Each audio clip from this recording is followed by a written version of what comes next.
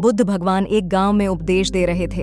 उन्होंने कहा कि हर किसी को धरती माता की तरह सहनशील तथा क्षमाशील होना चाहिए। क्रोध ऐसी आग है जिसमें क्रोध करने वाला दूसरों को जलाएगा तथा खुद भी जल जाएगा। सभा में सभी शांति से बुद्ध की वाणी सुन रहे थे, लेकिन वहां स्वभाव से ही अति क्रोधी एक ऐसा व्यक्ति भी बैठा हुआ था जिसे ये सारी बातें बेतुकी लग रही थीं। वह कुछ देर ये सब सुनता रहा, फिर अचानक ही आग बबूला होकर बोलने लगा, तुम पाखंडी हो, बड़ी बड़ी बातें करना यही तुम्हारा काम है। तुम लोगों को भ्रमित कर रहे हो। तुम्हारी ये बातें आज के समय में कोई मायने नहीं रखती। ऐसे कई कटु वचनों सुनकर भी बुद्ध शांत रहे। अपनी बातों से ना तो वह दुखी हुए, ना ही कोई प्रतिक्रिया की। यह देखकर वह व्यक्ति और भी क्रोधित हो गया और उसने बुद्ध के मुंह पर थूक कर वहां से चला गया।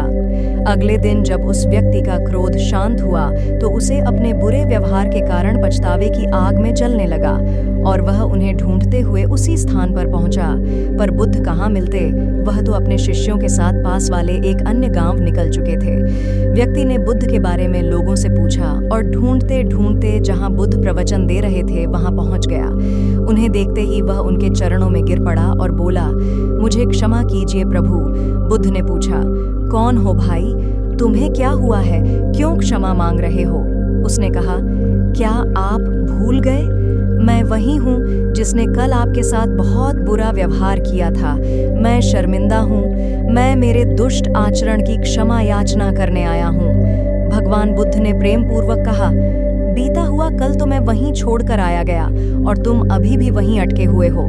तुम्हें अपनी गलती का आभास हो गया, तुमने पश्चाताप कर लिया, तुम निर्मल हो चुके हो। अब तुम आज में प्रवेश करो। बुरी बातें तथा बुरी घटनाएं याद करते रहने से वर्तमान और भविष्य दोनों बिगड़ते जाते हैं। बीते हुए कल के कारण आज को मत बिगाड़ो। उस व्यक्ति का सारा बोझ उतर गया। उसने भगवान बुद्ध के चरणों में पड़कर क्रोध त्याग का तथा क्षमाशीलता का संकल्प लिया। बुद्ध ने उसके मस्तिष्क पर आशीष का हाथ रखा।